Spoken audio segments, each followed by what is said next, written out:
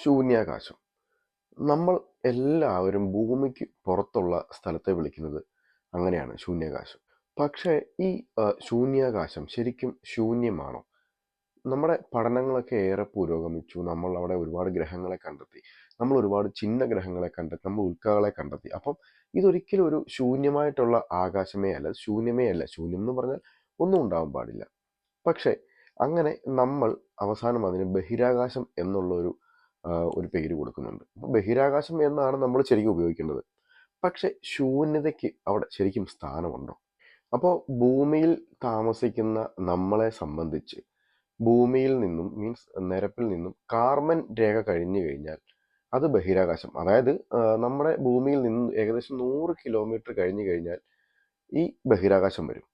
അതുമല്ലെങ്കിൽ നമ്മൾ ഭൂമിയിൽ നിന്ന് ഇങ്ങനെ പറന്ന് പൊങ്ങിപ്പോകുമ്പോൾ നീലാകാശം എവിടെ വെച്ചാണോ അപ്രത്യക്ഷമാകുന്നത് അതിൻ്റെ അപ്പുറം ശൂന്യാകാശം. ഈ ഒരു നിർവചനമായിട്ട് പറയുകയാണെങ്കിൽ സൂര്യപ്രകാശത്തെ ചിതറിത്തെറിപ്പിക്കാൻ കണികകളില്ലാത്ത ഒരു മേഖല, അതാണ് ശൂന്യാകാശം. പക്ഷെ ഈ ഒരു നിർവചനത്തെ അംഗീകരിക്കാൻ കഴിയാത്ത കുറേ ആളുകൾ ഇന്നുണ്ട്. ശരിക്കും ആകാശത്തിലെ ശൂന്യത എവിടെയാണ് തുടങ്ങുന്നത്? ശൂന്യമായ ആകാശത്ത് എത്തണമെങ്കിൽ വായു തന്മാത്രകളില്ലാത്ത ഒരു ആകാശത്ത് അല്ലെങ്കിൽ ഒരു ഏരിയയിൽ നമ്മൾ എത്തിപ്പെടണം. ശരിക്കും നക്ഷത്രങ്ങളില്ലാത്ത ഇരുണ്ട മേഖലകൾ നമുക്ക് ശൂന്യമാണെന്ന് തോന്നാം, പക്ഷെ അത് ശൂന്യമല്ല. അവിടെ നമുക്ക് ഒരുപാട് വാതകങ്ങൾ, പൊടിപടലങ്ങൾ. പക്ഷെ അങ്ങനെ ശൂന്യമാണെന്ന് തോന്നുന്ന സ്ഥലങ്ങളിലൊക്കെ വാതകങ്ങൾ ഉണ്ടാവും, പൊടിപടലങ്ങൾ ഉണ്ടാവും, അല്ലെങ്കിൽ ചാർജുള്ള കണങ്ങൾ ഉണ്ടാവാം. അതുമല്ലെങ്കിൽ സൂര്യനിൽ നിന്ന് വരുന്ന കണികകൾ ഉണ്ടാവാം, വികിരണങ്ങൾ ഉണ്ടാവാം. പക്ഷെ ഇതൊന്നും നമുക്ക് നമ്മുടെ നേത്രങ്ങൾ കൊണ്ട് കാണാൻ സാധിക്കും. പല ഉപകരണങ്ങൾ ഉപയോഗിച്ച് നമുക്ക് അവയുടെ സാന്നിധ്യങ്ങൾ ശൂന്യാകാശത്തിൽ മനസ്സിലാക്കുവാൻ സാധിക്കും. പ്രപഞ്ചത്തിൽ 5% മാത്രമാണ് സാധാരണ ദ്രവ്യം, ബാക്കി 27% ഇരുണ്ട ദ്രവ്യവും പിന്നീട് ഇരുണ്ട ഊർജവുമാണ്. നമ്മുടെ പ്രപഞ്ചത്തിൽ 95% വരുന്ന ഈ ഇരുണ്ട ഊർജത്തെയും ഇരുണ്ട ദ്രവ്യത്തെയും പറ്റി ശാസ്ത്രജ്ഞന്മാർക്ക് വലിയ ധാരണകളൊന്നുമില്ല. അവർക്ക് കുറെ തിയറികൾ ഉണ്ടെങ്കിലും അതിനെ പൂർണ്ണമായിട്ട് തെളിയിക്കാൻ പറ്റിയ, ബന്ധപ്പെടുത്താൻ പറ്റിയ യാതൊന്നും തന്നെ ഇതുവരെ നമ്മൾ കണ്ടുപിടിച്ചിട്ടുണ്ട്. ഭൂമിയിൽ സ്വാഭാവിക സാഹചര്യത്തിൽ ഒരു ശൂന്യതയില്ല. എവിടെയെങ്കിലും സാന്ദ്രത കുറയുവാണെങ്കിൽ അവിടെ കാറ്റുകൾ വഴി തന്മാത്രകൾ ഒഴുകിയെത്തും. അപ്പോൾ അതും ഫില്ലാകും. നമ്മുടെ ഭൂമിയിൽ ശൂന്യത നിർമ്മിക്കുക എന്ന് പറയുന്നത് അത്രയ്ക്കും എളുപ്പമുള്ള ഒരു കാര്യമല്ല. താപനിലയെ ഉയർത്തിയിട്ട് വാതകത്തിന്റെ സാന്ദ്രത കുറയ്ക്കാം എന്നുള്ള ഒരു ബലം മാത്രമേ നിലവിലുള്ളൂ. ഭൂമിയുടെ ഗുരുത്വാകർഷണ ബലമാണ് അന്തരീക്ഷത്തെ നമ്മളോട് ചേർത്ത് നിർത്തുന്ന ഒരു പ്രധാന ഘടകം. നമ്മുടെ ഭൂമിയിൽ ശൂന്യത നിർമ്മിക്കുന്നത് അല്ലെങ്കിൽ വാക്വം ക്രിയേറ്റ് ചെയ്യുന്നത് പരീക്ഷണശാലകളിലാണ്. ഗവേഷണശാലയിൽ ഈ ശൂന്യത നിർമ്മിക്കുമ്പോൾ ക്യൂബിക് മീറ്റർ അളവിൽ 1000 ആറ്റങ്ങൾ മാറ്റി നിർത്തപ്പെടുന്നുണ്ട്. നമ്മൾ ഭൂമിക്ക് പുറത്തെത്തിയാലും ഈ സമ്പൂർണ്ണ ശൂന്യത എന്നുള്ളത് നമുക്ക് ചിന്തിക്കാൻ പോലും കഴിയില്ല, കാണാൻ പോലും പറ്റില്ല. രണ്ട് ഗ്രഹങ്ങളുടെ ഇടയിലുള്ള ആ ഒരു ഏരിയയിൽ ഒരു ക്യൂബിക് മീറ്ററിൽ ഒരു കോടി തന്മാത്രകളെങ്കിലും നമുക്ക് കാണാൻ സാധിക്കും. ഇനിയിപ്പോൾ 2 നക്ഷത്രങ്ങളുടെ ഇടയ്ക്കെടുത്താലും അവിടെയും നമുക്ക് ശൂന്യതയ്ക്ക് യാതൊരു സ്ഥാനവുമില്ല. ക്യൂബിക് മീറ്ററിൽ 5 ലക്ഷം ആറ്റങ്ങൾ ഉണ്ടാവും. ശാസ്ത്രലോകത്തിന്റെ അടുത്ത പ്രതീക്ഷ എന്ന് പറയുന്നത് 2 ഗാലക്സികൾക്കിടയിലായിരുന്നു. പക്ഷേ ഈ 2 ഗാലക്സികൾക്കിടയിലും ഒരു ഹൈഡ്രജൻ ആറ്റമെങ്കിലും ഉണ്ടായിരിക്കും എന്നുള്ളതാണ് ഒരു വസ്തുത. അപ്പോൾ ഈ ശൂന്യത നിർമ്മിക്കാനുള്ള പെടാപ്പാടുകൾ എന്തൊക്കെയാണെന്ന് നമുക്ക് നോക്കാം.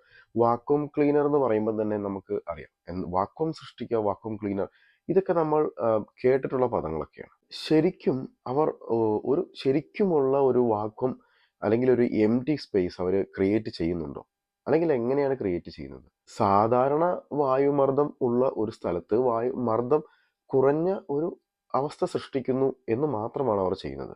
ആ മർദ്ദത്തിലുള്ള കുറവ് ദ്രവ്യത്തെ വലിച്ചെടുക്കുവാൻ വാക്വം ക്ലീനറെ സഹായിക്കുന്നു. പക്ഷെ വാക്വം ക്ലീനറിൽ ശൂന്യതയുള്ള ഇടങ്ങളൊന്നുമില്ല. ശരിക്കും ഈ വാക്വം ചെയ്ത് പാക്ക് ചെയ്യുന്ന ഫുഡ് മീൻസ് ഭക്ഷണ പദാർത്ഥങ്ങൾ നമ്മൾ കണ്ടിട്ടുണ്ട്. ശരിക്കും അത് വാക്വമാണോ? ശരിക്കും അവിടെ ശൂന്യതയാണോ? അല്ല, അവിടെ ചില വാതകങ്ങളൊക്കെ നമുക്ക് കണ്ണിന് കാണാൻ കഴിയാത്ത കുറേ വാതകങ്ങൾ ആ പാക്കറ്റിൽ അപ്പോഴും ഉണ്ട്. ശരിക്കും ഈ വാക്വം നമ്മൾ ആദ്യകാലം മുതലേ ഫിലമെന്റ് ബൾബുകളിൽ അതിൻ്റെ ഫിലമെന്റിനെ സംരക്ഷിക്കാൻ വേണ്ടി നമ്മൾ ഉപയോഗിച്ചിട്ടുണ്ട്.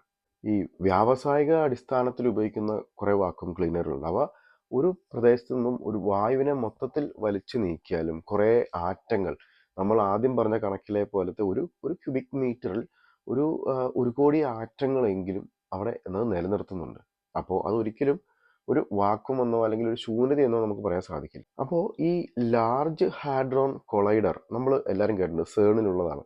നമ്മളെല്ലാവരും കേട്ടിട്ടുള്ള ഒരു സംഭവമാണ്. മീൻസ് ഈ ശാസ്ത്രത്തെ ഇഷ്ടപ്പെടുന്ന ആൾക്കാർ കേൾക്കുകയും അതിനെ അവർ ഒരുപാട് റിസർച്ച് ചെയ്യുകയും അതിൻ്റെ പങ്ക്തികൾ വായിക്കുകയും ചെയ്ത കുറേ ആൾക്കാരുണ്ട്. അപ്പോൾ ഇതെങ്ങനെയാണ് ഈ വാക്വം ക്രിയേറ്റ് ചെയ്യുന്നതെന്ന് നമുക്ക് നോക്കാം. ആറ്റങ്ങളെ പുറന്തള്ളാത്ത സ്റ്റെയിൻലെസ് സ്റ്റീലുകൾ ഉപയോഗിച്ചിട്ടാണ് ഇവയുടെ പൈപ്പുകൾ നിർമ്മിച്ചിരിക്കുന്നത്. ഈ പൈപ്പുകളിലെ താപനില 200 ഡിഗ്രി സെൽഷ്യസോളം ഉയർത്തിയിട്ട് കുറേ വാക്വം പമ്പുകൾ വെച്ചിട്ട് ഏകദേശം 1-2 ആഴ്ച അത് വാക്വം ചെയ്തിട്ടാണ് അവർ അതിൽ ശൂന്യത ക്രിയേറ്റ് ചെയ്യുന്നത്, അല്ലെങ്കിൽ ശൂന്യത നിർമ്മിക്കുന്നത്. ഇത്രയും വലിയൊരു പ്രോസസ്സ് ചെയ്താലും ഒരിക്കലും അവിടെ ശൂന്യത, അതായത് ഒരു ഫുൾ ശൂന്യത അവിടെ ഉണ്ടാകുന്നില്ല. അതായത് ഏകദേശം ഒരു ഘനമീറ്റർ സ്ഥലത്ത് ഒരു 1,00,000 ആറ്റങ്ങൾ അല്ലെങ്കിൽ കണികകളെങ്കിലും നമുക്കവിടെ കാണാൻ സാധിക്കും. ഇനി നമ്മൾ ഈ ആറ്റങ്ങളെല്ലാം ശൂന്യാകാശത്ത് നിന്നും അല്ലെങ്കിൽ ഈ ശൂന്യം ആയിട്ടുള്ള സ്ഥലത്തു നിന്ന് എടുത്ത് മാറ്റിയെങ്കിലും അതൊരിക്കലും വീണ്ടും ശൂന്യമാകുന്നില്ല. അതെന്താണെന്ന് വെച്ച് കഴിഞ്ഞാൽ നമുക്ക് കുറേ അതിഥികളുണ്ട്. നമുക്ക് ഈ സൂര്യനിൽ നിന്നുള്ള അതിഥികളാണ് അവ.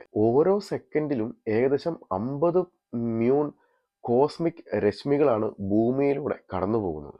അപ്പോൾ ഈ കോസ്മിക് രശ്മികൾ മാത്രമല്ല, നമ്മുടെ സൂര്യനിൽ നിന്നുള്ള ഫോട്ടോണുകളുണ്ട്, അതുപോലെ തന്നെ നമ്മുടെ മറ്റുള്ള നക്ഷത്രങ്ങളിൽ നിന്നുള്ള ഫോട്ടോണുകളുണ്ട്. ഇവയെല്ലാം നമ്മുടെ ഏകദേശം 300 കോടിയോളം ഇത് ഇങ്ങനെ ഭൂമിയിൽ പാസ് ചെയ്ത് പൊയ്ക്കൊണ്ടിരിക്കുകയാണ്. അപ്പം നമുക്കൊരിക്കലും ശൂന്യത അല്ലെങ്കിൽ ശൂന്യാകാശം എന്ന് നമുക്കവിടെ പറയാൻ സാധിക്കും. അടുത്ത ഒരു ഭ്രാന്തൻ ആശയം അല്ലെങ്കിൽ ഒരു ഭ്രാന്തൻ ചിന്തയാണ്, നമ്മുടെ സൗരയൂഥത്തിൽ വായു നിറഞ്ഞാൽ എന്ത് സംഭവിക്കും? എന്ത് സംഭവിക്കും? ഭൂമിയിൽ വായു ഉള്ളത് കൊണ്ട് നമ്മളെ ഒരുപാട് ഉൽക്കകളിൽ നിന്നൊക്കെ നമ്മൾ രക്ഷപ്പെടുന്നുണ്ട്. അപ്പോൾ ഭൂമിയെപ്പോലെ തന്നെ സൗരയൂഥം മൊത്തം വായു നിറയുകയാണെങ്കിൽ എന്ത് സംഭവിക്കും? അപ്പോൾ ഈ ഭൂമിയിലെ പോലെയുള്ള വായു സാന്ദ്രത സൗരയൂഥത്തിൽ ഉണ്ടായിരുന്നെങ്കിൽ നമുക്കതൊരു വലിയ അനുഗ്രഹമായിരിക്കും എന്നാണ് നമ്മൾ ആദ്യം വിചാരിക്കുന്നതെങ്കിൽ, നമുക്ക് പറ്റുന്ന ഒരു കാര്യം, നമ്മളിപ്പോൾ ബഹിരാകാശത്ത് പോകുമ്പോൾ ഒരുപക്ഷെ നമുക്ക്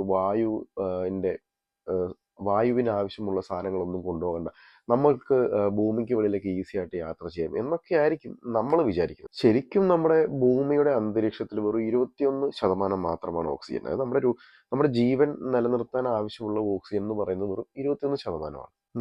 നമ്മുടെ ഭൂമിയുടെ ഉപരിതലത്തിൽ നിന്നും ഒരു 10,000 കിലോമീറ്റർ മേളിലേക്ക് ചെന്ന് കഴിയുമ്പോൾ ഈ വായു അപൂർവമാകും. അപ്പോൾ ഈ ബഹിരാകാശത്ത് ഉള്ള ഹൈഡ്രജനും ഒക്കെ ആയിട്ട് ചേർന്ന് കഴിഞ്ഞ് ഇത് ജലം, നീരാവി, ഐസ് എന്നിങ്ങനെയുള്ള രൂപത്തിലായിട്ട് നിലനിൽക്കും. ഇനി നമ്മുടെ സൗരയൂഥത്തിൽ വായു ഉണ്ടെന്ന് തന്നെ വിചാരിക്കുക.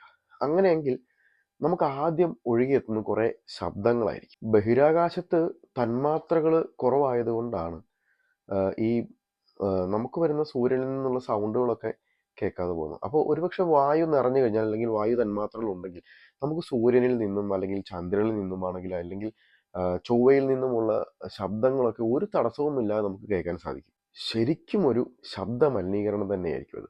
നമുക്ക് നമ്മുടെ ടൗണിൽ കൂടെ പോകുമ്പോൾ 2 വണ്ടിയുടെ ഓൾറെഡി കേൾക്കുന്നത് തന്നെ നമുക്കൊരു ഭയങ്കര ഒരു ഇറിറ്റേഷനാണ്. അപ്പം പിന്നെ അപ്പം ഈ സൂര്യൻ്റെയും ചന്ദ്രനിൽ നിന്നൊക്കെയുള്ള ശബ്ദം വരിക എന്ന് പറയുമ്പോൾ വല്ലാത്തൊരവസ്ഥ തന്നെയായിരിക്കും. ഈ സൂര്യൻ എന്ന് പറയുന്നത് നമ്മുടെ ഭൂമിയിൽ നിന്നും കോടിക്കണക്കിന് വർഷങ്ങൾ, കോടിക്കണക്കിന് കിലോമീറ്റർ അകലെയാണെങ്കിലും പക്ഷേ ഇത് പുറപ്പെടുവിപ്പിക്കുന്ന ശബ്ദമെന്ന് പറയുന്നത് 125 ഡെസിബലാണ്. ഏകദേശം ഒരു ജെറ്റ് എഞ്ചിൻ്റെ ശബ്ദമാണ്.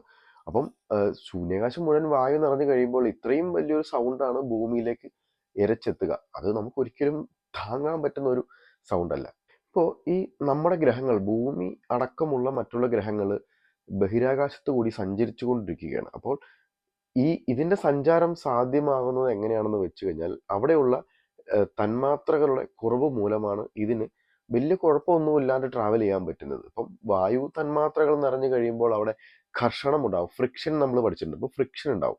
നമ്മുടെ ഭൂമിയുടെ അന്തരീക്ഷത്തിലുള്ള വായു മണ്ഡലം എങ്ങനെയാണ് നമ്മളെ രക്ഷിക്കുന്നതെന്ന് വെച്ച് കഴിഞ്ഞാൽ, ഇപ്പോൾ ബഹിരാകാശത്ത് നിന്ന് വല്ല ഉൽക്കകളൊക്കെ വന്നു കഴിയുമ്പോൾ അത് ഈ വായുവുമായിട്ടുണ്ടാകുന്ന ഘർഷണം മൂലം താപം ഉയരുകയും അത് കത്തി സ്വയം നശിക്കുകയും ചെയ്യും. അപ്പോൾ അങ്ങനെ നമ്മുടെ കുറേ അപകടങ്ങളൊക്കെ ഒഴിവാകുന്നുണ്ട്. അപ്പം ഈ ഭൂമി ഇങ്ങനെ ബഹിരാകാശത്ത് വഴി സഞ്ചരിച്ചു കൊണ്ടിരിക്കുകയാണ്. അപ്പം ഒരു സെക്കൻഡിൽ 30 കിലോമീറ്റർ വേഗതയിലാണ് നമ്മുടെ ഭൂമി ഈ സൂര്യനെ ചുറ്റിക്കൊണ്ടിരിക്കുന്നത്. അപ്പം ഇങ്ങനെ ബഹിരാകാശത്ത് വായു ഉണ്ടെങ്കിൽ എന്ത് സംഭവിക്കുമെന്ന് നമുക്ക് ഊഹിക്കാം. ഇങ്ങനെ ചുറ്റുന്ന വായുവുമായിട്ട് ഈ ബഹിരാകാശത്തുള്ള വായുവുമായിട്ട് ഭൂമി ഇങ്ങനെ ചുറ്റുമ്പോൾ ഘർഷണത്തിൽ ഫ്രിക്ഷൻ ഉണ്ടാവുകയും താപനില ഉയരുകയും നമ്മളെല്ലാം മരിച്ചു പോവുകയും ചെയ്യും. ഇനി ഈ സൗരയൂഥം മുഴുവൻ വായു നിറഞ്ഞെന്ന് തന്നെ വെക്കുക. അപ്പോൾ എന്താകും? ഇവയെല്ലാം നമ്മുടെ സൂര്യനിലേക്ക് കേന്ദ്രീകരിക്കും. അങ്ങനെ സൂര്യൻ്റെ ഇരട്ടി, സൂര്യൻ്റെ ഒരു 500 മടങ്ങിലധികം പിണ്ഡം ഉള്ള ഒരു വസ്തുവായിട്ട് ഈ വായു മാറും. അങ്ങനെ ആ പിണ്ഡം വൈകാതെ സൂര്യനിലേക്ക് കേന്ദ്രീകരിക്കും. അങ്ങനെ കുറേ വർഷങ്ങൾ കഴിഞ്ഞ് കഴിയുമ്പോഴത്തേക്കും എന്താകും? ഈ സൂര്യൻ എന്ന് പറയുന്ന ഒരു വലിയ ബ്ലാക്ക് ഹോളായി മാറും.